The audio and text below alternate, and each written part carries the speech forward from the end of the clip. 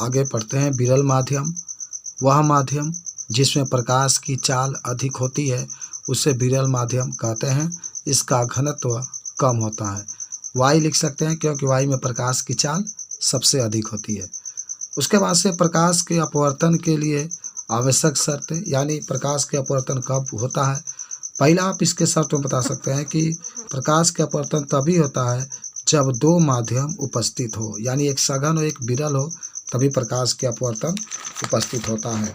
यानी इसमें आप जरूर याद रखेंगे कि प्रकाश का अपवर्तन तभी होता है जब दो माध्यम होता है। चलिए उसके बाद से प्रकाश के अपवर्तन के उदाहरण देखिए। पहला आप उदाहरण इसमें कह सकते हैं कि पानी से भरे किसी बर्तन में पड़ा एक सिक्का अपने स्थिति से थोड़ा उठा हुआ दिखाई देता है। अगर सिक्का पानी में डाल दे तो वह नीचे तो होता है, लेकिन जब हम लोग देखते हैं तो थोड़ा सा उठा हुआ दिखाई देता है। ये प्रकाश का अपवर्तन के कारण। दूसरा है कि पानी में लटकार कर बैठे हुए व्यक्ति का उसका पैर मुड़ा हुआ और छोटे अपवर्तन के कारण दिखाई देता है। यानी मुड़ा हुआ जब पैर कोई व्यक्ति बैठा है तो ऐसा लगता है कि पैर उसका मुड़ा हुआ है और पैर छोटा दिखाई देता है। ये भी प्रकाश के अपवर्तन के कारण। और तीसरा है कि तरण चाल वास्तविक गहराई से कम गहराई अपवर्तन के कारण दिखाई देता है। अगर आप नदियों वगैरह में तैरते हैं और बाहर से देखा जाता है तो आप नीचे होते हैं, लेकिन आपको ऊपर तैरते हुए दिखाई देता है। ये भी प्रकाश के अपवर्तन के कारण होता है। पानी से भरे बर्तन में डुबोई गई छड़ी अपवर्तन के कारण मुड़ी हुई प्रतीत होती है। अगर पानी है, बीकर में पानी है, उसमें अगर आप छड़ी रख दें तो वह मुड़ी हुई प्रतीत होती है। यह भी प्रकाश के अपवर्तन के कारण। 5 नंबर है जल के अंदर पड़ी हुई मछली अपवर्तन के कारण से अपनी वास्तविक गहराई से कुछ ऊपर उठी हुई दिखाई देती है। जो मछली है पानी में अगर डालते हैं तो वास्तविक गहराई से थोड़ा सा ऊपर उठी हुई दिखाई देती है। उसके बाद से है कि रात्रि में तारों का टिमटिमाना अपवर्तन के कारण होता है। देखिए तारों का टिमटिमाना थोड़ा मैं बता दूं तो होता क्या है कि जब रात के समय में तारों से प्रकाश आता है तो कभी प्रकाश हमें दिखाई देता है, कभी प्रकाश हमें दिखाई नहीं देता। यानी जब प्रकाश हमारे आंखों पर आता है तो तारे दिखाई देते हैं, जब प्रकाश हमारे आंखों पर नहीं आते हैं तो तारे दिखाई नहीं देते हैं। तो कभी तारों को दिखाई देना, कभी तारों को नहीं दिखाई देना, इसी घटना को हम लोग प्रकाश का सही बात है अपवर्तन भी कहते हैं। और तारों का टिमटिमाना भी यही कारण होता है। यानी कभी तारों को दिखाई देना, कभी तारों को नहीं दिखाई देना, इसको तारों का टिमटिमाना कहते हैं।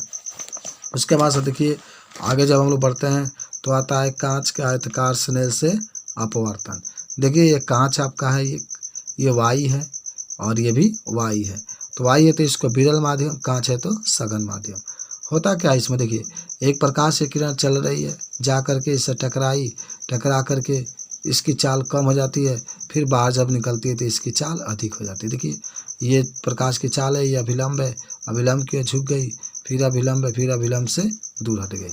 यानी इसमें कह सकते हैं कि सबसे पहले प्रकाश में जाता है और सबसे पहले मैंने प्रकाश वायु में जाता है।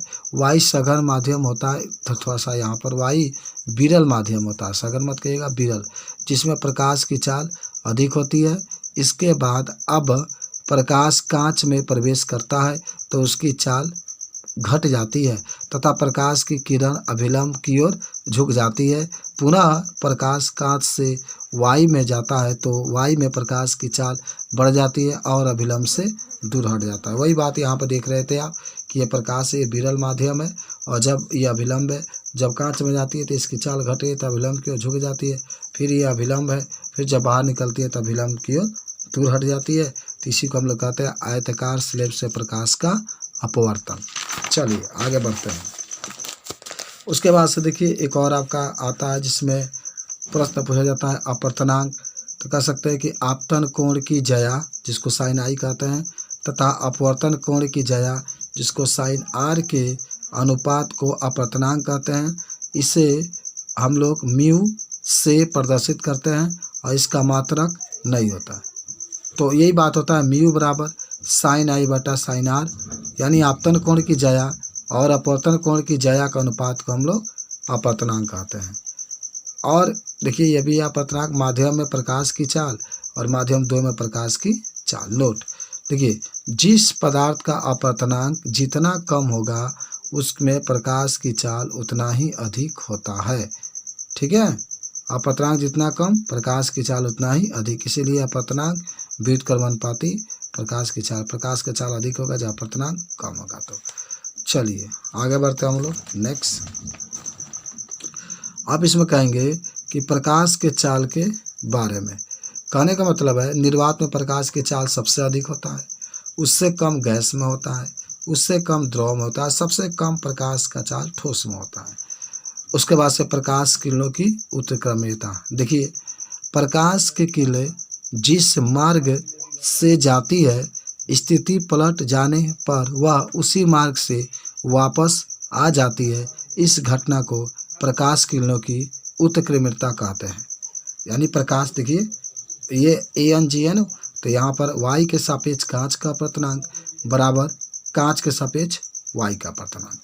तो देखिए यहाँ पर y के सापेक्ष कांच का अपवर्तनांक और कांच के सापेक्ष y का अपवर्तनांक ये दिखा गया है, देख रहे हैं आप।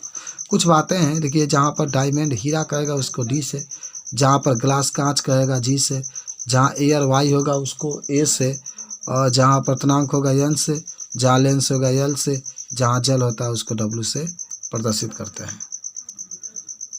तो चलिए आगे बढ़ते हैं। उसके बाद से पूछा जाता है क्रांति कोण। तो हम कह सकते हैं क्रांति कोण सघन माध्यम में बना वह आपतन कोण होता है जिसके लिए विरल माध्यम में अपवर्तन कोण का मान 90 डिग्री होता है। इसे C से प्रदर्शित करते हैं। तो बहुत सिंपल है। आप देखिए ये आपका एक प्रकाश की किरण को दर्शाया गया है, ये आपका अभिलंब है, ये आपका जो है यहाँ पर एक पृष्ठ है, ये प्रकाश की किरण आ रहा है, आ करके अपवर्तित हो गया तो आपतन कोण है जिसको I से डिनोट करते हैं। हालांकि क्रांति कोण के बराबर होता है तो C लिख सकते हैं, और अपवर्तन कोण का मान 90 डिग्री होता है। अब देखिए एक बात और आता है बहुत ही इम्पोर्टेंट, क्रांति कोण और अपवर्तनांक में संबंध।